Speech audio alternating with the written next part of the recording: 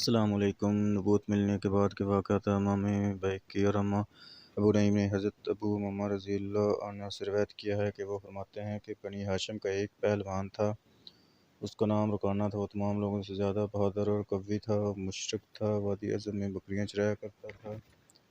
ایک دن حضور صلی اللہ علیہ وسلم نے اپنے کاشانہ اقدس سے نکلے اور اس وادی میں تشریف لے گئے۔ آپ صلی اللہ علیہ وسلم نے رکانہ سے ملاقات کی۔ اس وقت حضور نبی کریم صلی اللہ علیہ وسلم کے ساتھ کوئی اور آدمی نہ تھا۔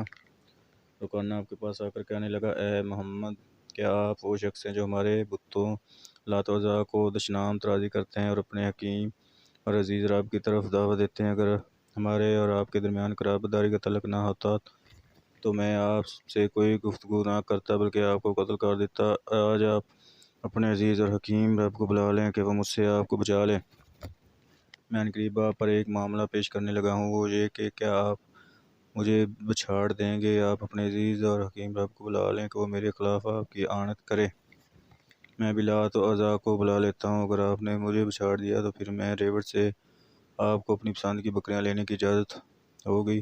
اس وقت نبی کریم صلی اللہ علیہ وسلم نے فرمایا، اگر تو کشتی لڑنا چاہتا ہے تو میں اس کے لیے تیار ہوں۔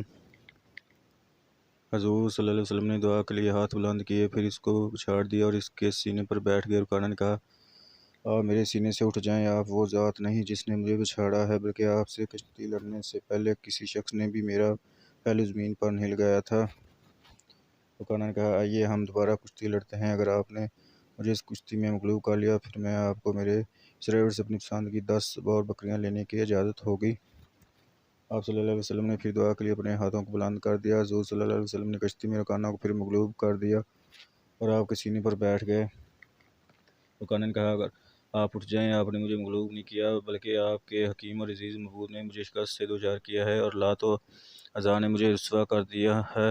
آپ سے قبل کوئی شخص بھی میرا پہلو زمین پر نہیں لگا سکا تھا۔ رکانہ نے پھر کہا، اگر آپ تیسری مرتبہ آپ نے مجھے بچھاڑ دیا تو پھر میں آپ کو اپنی ریوڑ کی 10 ایسی بکریاں آپ کو دوں گا جو آپ پسند فرمائیں گے۔ آپ صلی اللہ علیہ وسلم نے تیسری مرتبہ بھی رکانہ کو بچھاڑ دیا اور رکانہ نے کہا، آپ نے مجھے نہیں بچھاڑا، آپ کے عزیز و حکیم رب نے مجھے مغلوب کیا ہے، مجھے لات و عزیٰ نے رسوا کر دیا ہے، میری بکریاں چار رہی ہیں، ان میں سے آپ جو چاہیں پسند کر لیں۔ حضور صلی اللہ علیہ وسلم نے فرمایا، بکریوں کی خواہش نہیں کرتا، میں تو تجھے اسلام کی دعوت دیتا ہوں، مجھے یہ پسند نہیں کہ تو آتش جہنم کا ایندھن بنے، اگر تو اسلام قبول کر لے تو بچ جائے گا۔ رکانہ نے کہا، میں اس وقت تک ہرگز اسلام قبول نہیں کروں گا جب تک آپ مجھے کوئی نشانی نہ دکھا دیں۔ آپ صلی اللہ علیہ وسلم نے فرمایا، کیا تیرا کوئی گواہ ہے کہ اگر میں اپنے رب سے دعا مانگوں اور وہ تجھے کوئی نشانی دکھا دے تو میرے دعوت پر لبیک کہے گا؟ رکانہ نے کہا، ہاں، آپ کے قریب ہی ایک ببول کا درخت تھا جس کی کئی چھوٹی بڑی شاخیں تھیں۔ حضور نبی کریم صلی اللہ علیہ وسلم نے اس کی طرف اشارہ کیا اور فرمایا، اللہ کے حکم سے میری طرف آ جا۔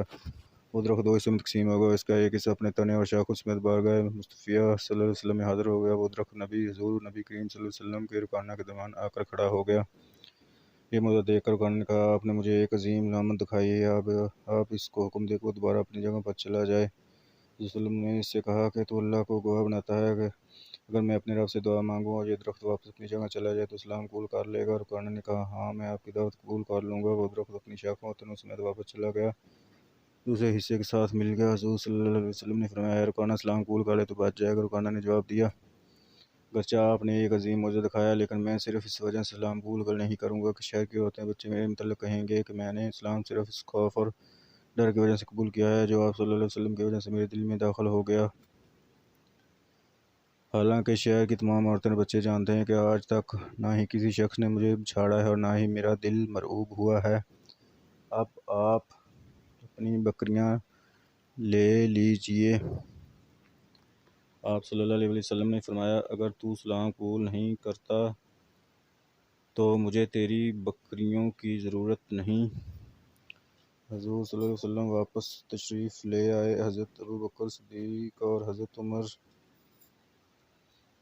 فاروق رضی اللہ عنہ نے بھی آپ صلی اللہ علیہ وسلم کو تلاش کرتے ہوئے اس مقام پر آ گئے۔ انہیں اطلاع ملی تھی کہ حضور صلی اللہ علیہ وسلم وادی عظم کی طرف تشریف لے گئے ہیں۔ یہ بات مشہور تھی کہ رکانہ کی وادی میں کوئی شخص بھولے سے بھی قدم نہیں رکھ سکتا تھا۔ وہ دونوں حضرات آپ صلی اللہ علیہ وسلم کی جستجو میں نکلے۔ انہیں یہ خدشہ لاحق ہو گیا حضور صلی اللہ علیہ وسلم کی ملاقات رکانہ سے ہو جائے اور وہ آپ صلی اللہ علیہ وسلم کو شہید نہ کر دیں۔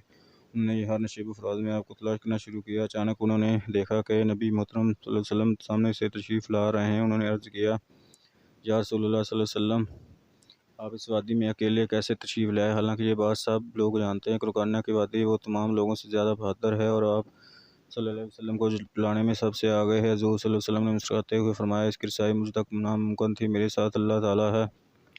حضرت صلی اللہ علیہ وسلم نے ان تمام داستان سنانا شروع کیا۔ آپ صلی اللہ علیہ وسلم کے معجزہ متعلق سن کر ان دونوں نے تعجب کا اظہار کیا۔ انہوں نے حیرت کا اظہار کرتے ہوئے پوچھا، یا رسول اللہ صلی اللہ علیہ وسلم، کیا آپ نے رکانہ کو چھاڑ دیا تھا؟ ہمیں اس ذات کی قسم جس نے آپ صلی اللہ علیہ وسلم کو حق کے ساتھ مبعوث کیا ہے، انسان نے اس کا پہلو زمین سے لگایا اور حضرت صلی اللہ علیہ وسلم نے کہا، میں نے اپنے رب سے دعا مانگی تھی، اس نے اس کے خلاف میری اعانت کی تھی۔ ویڈیو اچھی لگے تو چینل کو سبسکرائب کریں۔ جزاک اللہ۔